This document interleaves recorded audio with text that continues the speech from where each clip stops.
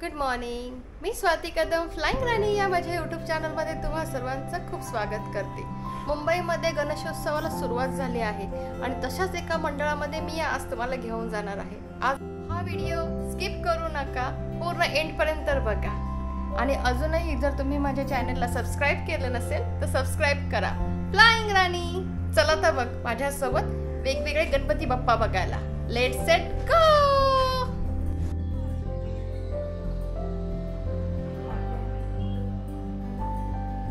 आता मी तुम्हाला घेऊन जाणार आहे प्रगती सेवा मंडळमध्ये. मी आता इथे आलेली आहे सेवा मंडळ.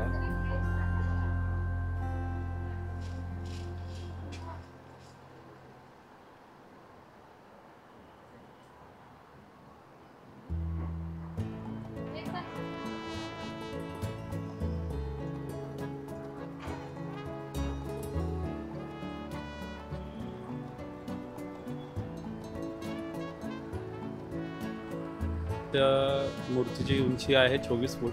आपण दरवर्षी ह्या फुटामध्येच गणपती घेतो, कारण की आपल्याला एक गणेशोत्सव साजरा करायचा आहे. इव्हन आपल्याला अशी स्पर्धा नाही करायची कोणत्या मंडळाशी. आणि आपण यावर्षी गणपतीमध्ये ब्रह्मरूप हे एक साकार केलेलं आहे.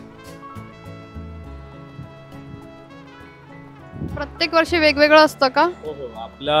आपलं मंडळ असं मुंबईमध्ये मोस्टली 10 मंडळामध्ये असं मंडळ आहे की आपण मूर्तीमधून लोकांना संदेश देण्याचा प्रयत्न करत असतो, म्हणून आपली मूर्ती प्रत्येक वर्षी वेगवेगळी असते. यावेळी आपलं ब्रह्मरूप म्हणजे आपण एक पृथ्वीमधून आपला गणपती बाप्पा अवतरला आहे असं आपण एक ब्रह्मरूप दाखवलं आहे. त्यांच्या हातामध्ये सगळे शस्त्र वगैरे ते. आणि त्याप्रमाणे आपल्या मंडळाचं नाव यावर्षी एक नवीन झालं आहे की आराध्य प्रगती सेवा मंडळ असं झालेलं आहे. तर आपण ते दाखवले की आपलं मूषक जे आहेत त्यांनी तो आराध्य नाव घेऊन तेही पृथ्वीमधून प्रकट झालेत असं दाखवलं आपण. आणि इथे छोटी अशी मूर्ती ही आहे जी मी तुम्हाला दाखवते. त्याची इथे पूजा केली जाते.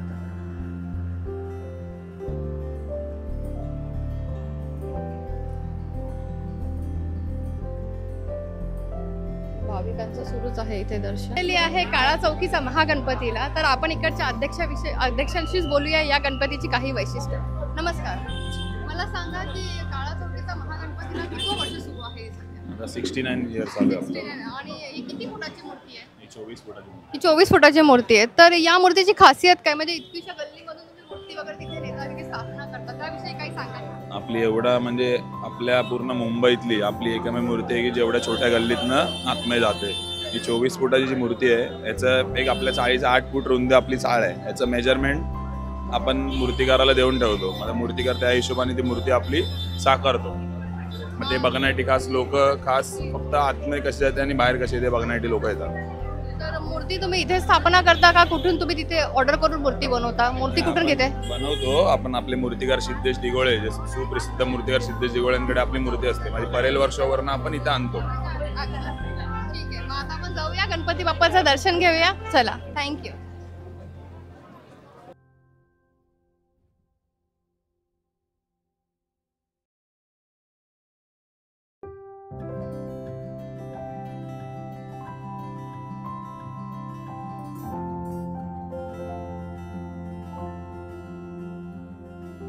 चौकीचा महागणपतीला तुम्ही बघू शकता. माझ्या पाठी अशी सुबक अशी मूर्ती आहे जी मी तुम्हाला लवकरच दाखवणार आहे.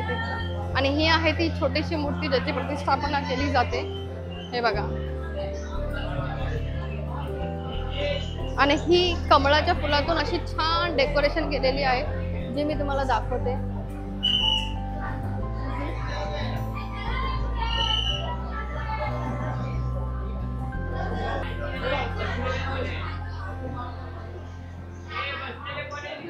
कमळाच्या फुलातली जी छान अशी मूर्ती आहे जी 24 फुटाची आहे जी मी तुम्हाला दाखवते. आणि सध्या इथे तेवढीच गर्दी पण आहे. तुम्ही बघू शकता की इथे काळा चौकीचा गणपती बघायला लोकही गर्दी करत आहेत. छान असा देखावा पण केलेला आहे. सुंदर आहे, सुबक अशी मूर्ती आहे. तर या देखाव्याविषयी आणि या मूर्तीविषयी थोडीशी माहिती जाणून घेऊया. नमस्कार. नमस्कार. मला सांगा की खेतवाडीच्या राजाची मूर्ती यावेळी किती फूट आहे आणि देखावा काय आहे? यावेळी आपल्या खेतवाडीच्या राजाची मूर्ती जी आहे ती 38 फूट उंच आहे आणि यावर्षी आपण गरुड पुराणावरती आधारित चलचित्र साकारलेलं आहे. म्हणजे माणूस जन्मल्यापासून ते मृत्यूपर्यंत जे काही कर्म वगैरे करतो त्याला जी म्हणजे मेल्यानंतर काय शिक्षा मिळते त्याचं आपण इथे सगळं साकारलेलं आहे. जसं उदाहरणार्थ जर कोणी बलात्कार केला तर त्याला काय शिक्षा मिळते वरती जाऊन, किंवा कोणाची एखाद्याची लूटमार केली तर त्याला काय शिक्षा मिळते वरती, तो स्वर्गात जाणार किंवा नरकात जाणार, ते सगळं गरुड पुराणामध्ये जेव्हा आपण एंट्री करतो त्या ह्याच्यात तेव्हा तिथे त्याचा सगळा हिसाब होतो.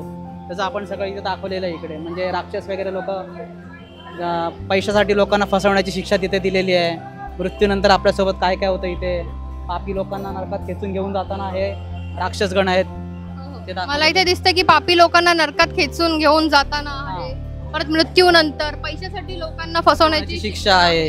हा, तर ही कल्पना यावेळी कोणाच्या म्हणजे सुचली? ही सुचली म्हणजे आम्ही असे लोकांना संदेश देतोय की तुम्ही म्हणजे आता काही लोक जे ते फसवतात, म्हणजे आता तुम्ही बघायला गेलं तर ऑनलाईन फ्रॉड वगैरे भरपूर चालू आहेत.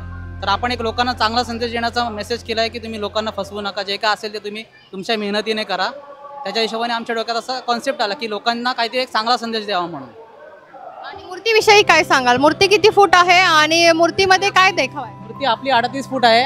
मूर्तीमध्ये बघा आपल्या मागे गरुड दाखवलेला आहे. जो मूर्तीच्या मागे गरुड दाखवलेला आहे त्याचा आपण कॉन्सेप्ट पूर्ण इकडे उतरवलेला आहे याच्यामध्ये. जे मूर्तीच्या मागे बॅकग्राऊंड आहे गरुड, त्याचाच आपण सेम कॉन्सेप्ट इथे उतरवलेला आहे याच्यामध्ये. कितवं वर्ष आहे सध्या? हे 55 वर्ष आहे आमचं. हां, प्रत्येक वर्षी ही वेगवेगळीच मूर्ती असते. वेगवेगळी मूर्ती असते आणि वेगवेगळे कॉन्सेप्ट असतात आमचे दरवर्षी. खूपच छान यांनी अशी माहिती दिली की गरुड पुराण आधारित हा देखावा आहे. आपण पाहत आहात की मुंबईमध्ये सध्या खूप काही गुन्हे वगैरे होत आहेत. तर या मंडळाने यावेळी असं ठरवलं की गरुड पुराण आधारित म्हणजे कोणाला काही शिक्षा द्यायची, मृत्यूनंतर काही शिक्षा आहे, पापी लोकांना काही शिक्षा आहे, ते सगळं काही देखावा यात दाखवलेलं आहे. तर यावर्षी बाप्पा आपल्याला छान असा आशीर्वाद देतील आणि आपण अशी प्रार्थना करू की मुंबईमध्ये गुन्हे जे आहेत ते नक्कीच कमी होतील. थँक्यू दादा, मला तू अशी छान माहिती दिली. Thank you very much. हेतवाडीच्या राजाचा विजय असो. गणपती बाप्पा मोरया. छोटी सुबक मूर्ती आहे आणि जसं की आपल्याला माहिती मिळाली की गरुड पुराण आधारित तुम्ही इथे बघू शकता. जितक्या जवळ मला जाता येईल तितक्या जवळ मी तुम्हाला दाखवणार आहे. हे आहे गणपती बाप्पाची मूर्ती आणि हे तुम्ही बाजूला बघू शकता की गरुड पुराण आधारित देखावा दिलेला आहे आणि भक्तांची खूपच अशी गर्दी आहे इथे.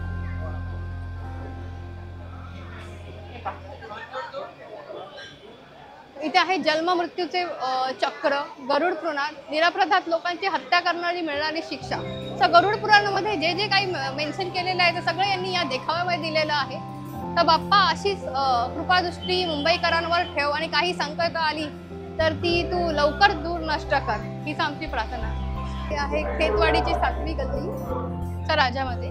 तर चला आपण इथे पाहूया की या गणपती बाप्पाची काय काय विशिष्ट आहे.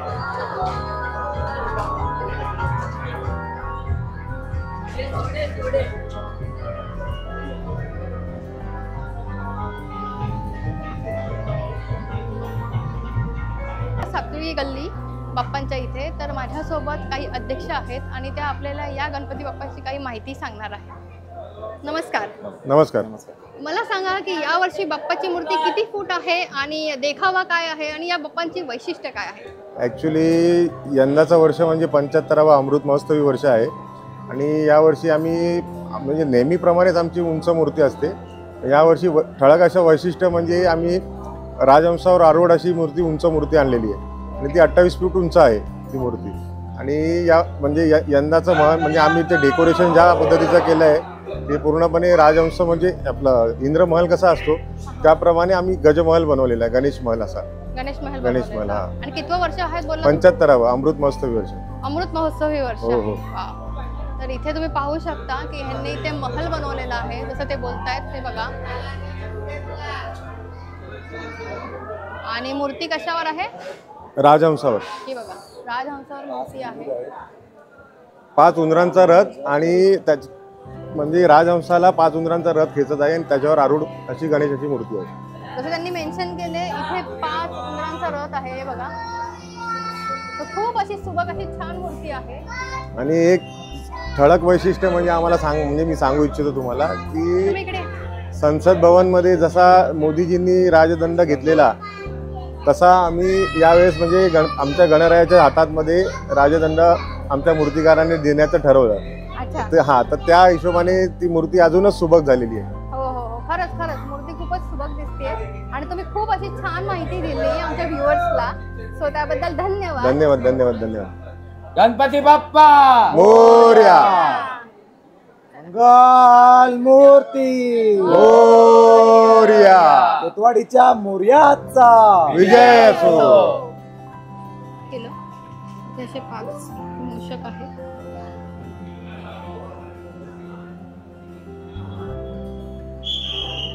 त्यांनी सांगितलं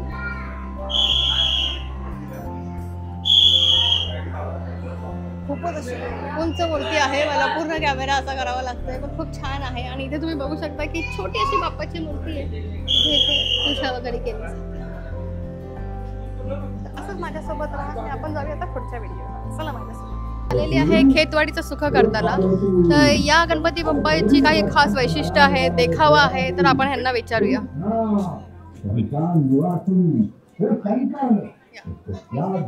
मला सांगा की खेतवाडीचं सुख करताना यंदाचं कितवं वर्ष चालू आहे, देखावा काय आहे आणि मूर्ती किती फीट आहे? मूर्ती 34 फूट आहे आणि यंदाचा देखावा विनायकी रूपी अवतार म्हणून आपण गणेश मूर्ती स्थापन केलेली आहे आणि हिरक महोत्सवाकडे यशस्वी वाटचाल चाललेली आहे. 1968 साली मंडळाची स्थापना झालेली आहे आणि त्या याच्याने आम्ही त्या माध्यमातून आमचा कार्यक्रम चालूच आहे. नारी शक्तीचा काही देखावा आहे का? हो, नारी शक्तीचा देखावा आहे. जे काय आत्ताच्या घडीला ज्या महाराष्ट्रात जे महिलांवरती अत्याचार आणि पुरुषांच्या खांद्याला खांदा लावून जी नारी शक्ती आहे त्याच हेतूने की महाराष्ट्रावरती आलेले महिलांवरती जे अत्याचार हे जे काय करायचे आहेत तर प्रत्येक स्त्रीने हे विनायकी रूप अवतार घेऊन त्याचा सामना करावा ही मंडळाची एक हे आहे. म्हणजे प्रत्येकाच्या मनापर्यंत हे पोचले पाहिजे म्हणून हा एक संकल्प केला आहे मंडळाने. आणि यंदा हे कितवं वर्ष आहे? यंदा मला वाटतं हे 57 वर्ष आहे. 57. हो, 57. आणि त्या जागेमधून बाप्पाची मूर्ती तुम्ही आणता कशी, म्हणजे कल्पना कशी आहे? बाप्पांची मूर्ती एवढीशा मला ही दिसते, ही खूप निमुळती जागा आहे आणि त्याच्यामधून ही बाप्पांची मूर्ती आणली जाते. आता ते काय माहिती आहे ते बाप्पाच करून घेत आहेत.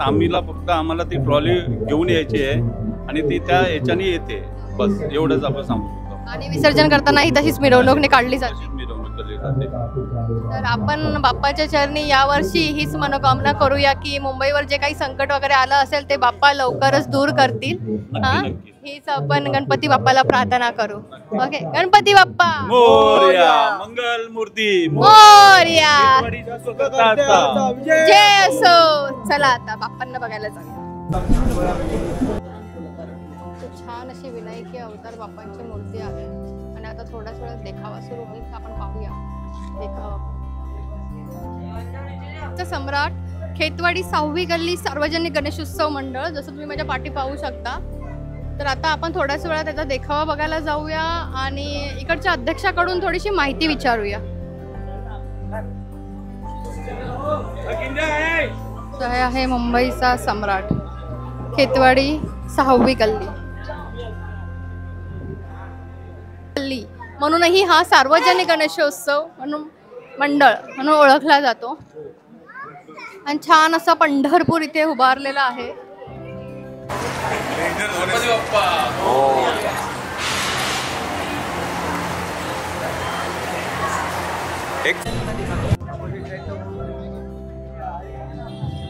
मला सांगा की तुम्हाला माझा आजचा व्हिडिओ कसा वाटला. आवडला असेल तर लाईक, शेअर आणि सबस्क्राईब करायला विसरू नका. भेटूया अशाच एका पुन्हा नवीन व्हिडिओमध्ये. तोपर्यंत बाय बाय आणि पाहत रहा फ्लाइंग राणी.